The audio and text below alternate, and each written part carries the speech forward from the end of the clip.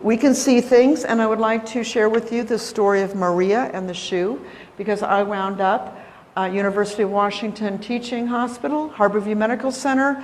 If you've ever been in a teaching hospital, you know if there's a cardiac arrest, the thundering herds arrive, they do the resuscitation. Harborview Medical Center is a trauma center that still serves 1/4 of the United States.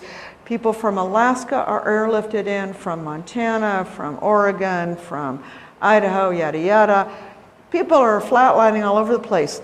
But one of them came out of her body and, among other things, saw a shoe on a remote ledge.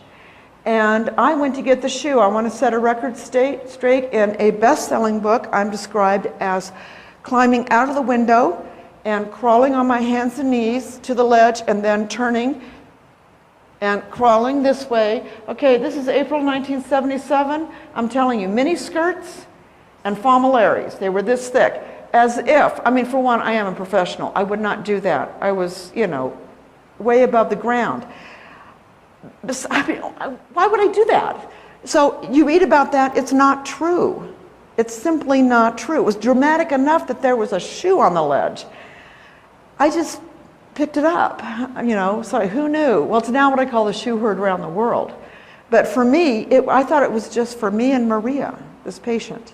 I was there to validate the experience, and she was there to validate my experience, because until then, now I'm a social worker. I self-diagnosed myself as a very high-functioning schizophrenic. I am not sure to this day that diagnosis is wrong, but in this case, it wiped out that sane bit. You know, am I really sane or keeping a well-kept secret? Because when I saw the shoe, I lost my balance and I bumped my head against the glass, and I remember it was a watershed moment. I remember saying out loud, this happened to me, and just for a moment seeing the breath, moisture on the glass and it disappearing. But then, you know, no drama, I picked up the shoe. We all pretty much worship the shoe at Harborview. Since then, there have been skeptics who say this story doesn't exist. I have been in the presence of someone in Houston, Texas at an IONS conference who came from Britain and didn't know I existed, and said, oh, wait till I get back and tell everyone there really is a Kimberly Clark Sharp. And I thought, good grief, I'm wearing a dang name tab. I mean, if that doesn't do it.